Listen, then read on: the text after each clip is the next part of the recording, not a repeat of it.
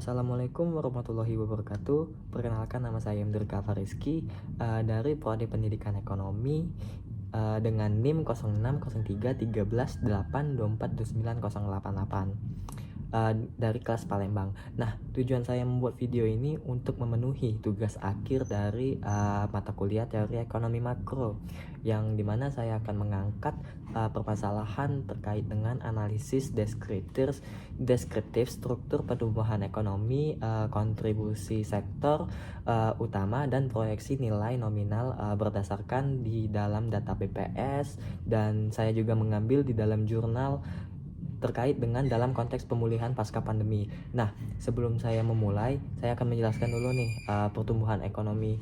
Pertumbuhan ekonomi merupakan indikator utama yang digunakan untuk mengukur keberhasilan suatu negara di dalam meningkatkan kapasitas produksinya di dalam jangka waktu tertentu. Nah, pertumbuhan ekonomi biasanya ini diukur melalui produk domestik bruto atau PDB, yaitu total nilai yang barang dan jasa yang dihasilkan dalam suatu negara dalam periode tertentu. Nah, pertumbuhan ekonomi Indonesia pada periode 2025 hingga 2026 ini menunjukkan angka yang relatif stabil di kisaran 5,1 hingga 5,3% secara year on year, yang mencerminkan adanya ketahanan ekonomi nasional pada pandemi COVID-19, di mana pada tahun 2020 ini sempat mengalami kontraksi sebesar minus 2,07%. Akibatnya ini mengganggu aktivitas ekonomi dan rantai pasok global. Nah, pertumbuhan ekonomi ini dipengaruhi oleh faktor utama, yaitu konsumsi rumah tangga, investasi, pengeluaran pemerintah, dan ekspor neto. Di dalam konteks Indonesia, konsumsi rumah tangga ini menjadi pendorong utama yang menyumbang sekitar 54% terhadap PDB. Kemudian diikuti oleh investasi dan ekspor, terutama dari sektor hilirisasi komoditas seperti nikel. Nah, pada gambar yang saya tampilkan ini, saya analisis dapat dijelaskan bahwa pada triwulan 4 tahun 2025, ekonomi Indonesia itu tumbuh sebesar 5,39% secara year on year, dengan pertumbuhan tahunan sebesar 5,11%, dan secara kuartalan sebesar 0,86%, yang dimana ini menunjukkan bahwa meskipun terjadi perlambatan jangka pendek antara kuartal, namun secara tahunan ekonomi ini tetap stabil dan bertumbuh konsisten.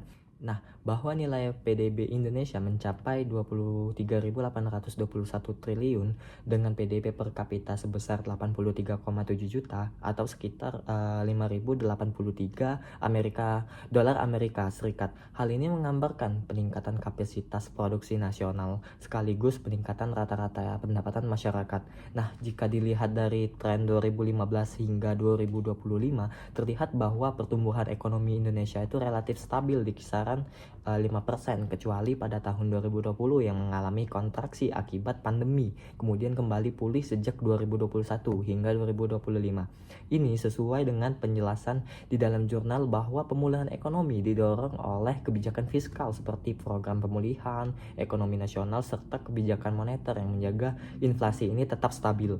Nah, pada struktur sektoral terlihat bahwa sektor industri, pengolahan perdagangan, dan pertanian menjadi kontributor utama terhadap PDB, sementara sektor jasa mengalami pertumbuhan paling cepat akibat digitalisasi ekonomi, yang mana hal ini menunjukkan adanya transformasi struktural dari ekonomi berbasis komoditas menuju ekonomi berbasis nilai tambah dan digital. Nah, pada gambar yang saya tampilkan ini menunjukkan kondisi triwulan 3 tahun 2025, ekonomi Indonesia tumbuh sebesar 5,04% secara year on year dan 1,43% secara kuartalan. Pertumbuhan ini didorong oleh aktivitas ekonomi domestik serta pemerintah luar negeri. Hal ini menunjukkan bahwa selain konsumsi domestik, faktor eksternal seperti ekspor juga memiliki peran penting dalam mendorong pertumbuhan ekonomi.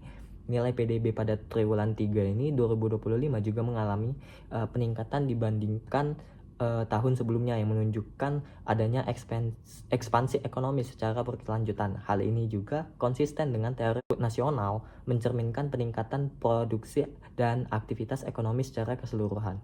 Kemudian pada gambar yang saya tampilkan ini ditunjukkan bahwa secara keseluruhan tahun 2025 ekonomi Indonesia ini tumbuh sebesar 5,11% dengan pertumbuhan triwulan 4 sebesar 5,39%. Angka ini juga sejalan dengan proyeksi dari Badan Pusat Statistik Bank Indonesia yang menyatakan bahwa pertumbuhan ekonomi Indonesia ini berada di dalam kisaran stabil di atas 5%. Nah, ini menunjukkan bahwa Indonesia berada dalam fase pemulihan pasca pandemi dengan struktur ekonomi yang semakin kuat didukung oleh konsumsi rumah tangga, investasi, dan ekspor hilirisasi serta stabilitas inflasi yang berada di kisaran 2,5 plus minus 1%.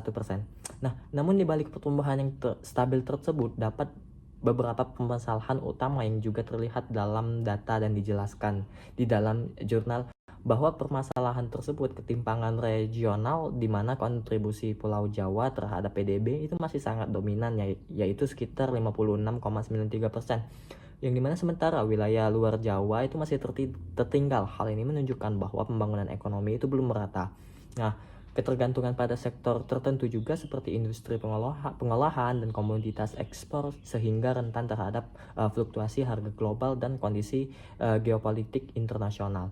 Nah, ketimpangan sektoral ini juga di mana sektor digital dan jasa itu berkembang pesat sementara sektor pertanian itu masih menghadapi tantangan seperti perubahan iklim dan produktivitas yang rendah.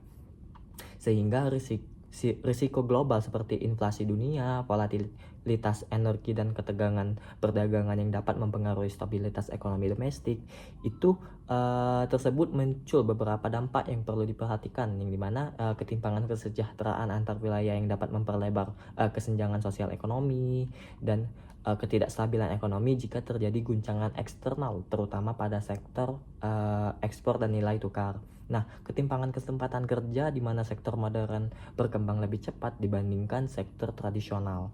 Nah, untuk mengatasi permasalahan tersebut, ini beberapa solusi yang juga sejalan dengan saya baca di dalam jurnal juga. Ini mendorong solusinya itu ialah mendorong pemerataan pembangunan melalui pembangunan infrastruktur dan peningkatan investasi di luar Pulau Jawa. Nah, solusinya juga ini memperkuat hilirisasi industri untuk meningkatkan nilai tambah produk domestik sehingga tidak hanya bergantung pada ekspor bahan mentah. Nah, solusi selanjutnya itu mungkin mempercepat digitalisasi UMKM agar mampu beradaptasi dengan perkembangan ekonomi digital dan meningkatkan kontribusinya terhadap PDB sehingga diversifikasi ekspor untuk mengurangi ketergantungan pada komoditas tertentu dan memperluas pasar internasional. Ini penguatan ekonomi hijau dan berkelanjutan untuk menghadapi tantangan perubahan iklim serta menjaga pertumbuhan jangka panjang. Ini akan menjaga stabilitas makroekonomi melalui koordinasi kebijakan fiskal dan moneter agar inflasi tetap terkendali dan daya beli masyarakat ini akan terjaga. Nah, mungkin itu saja yang bisa saya sampaikan di dalam video ini. Apabila saya ada salah kata, saya mohon maaf. Saya akhiri. Wassalamualaikum warahmatullahi wabarakatuh.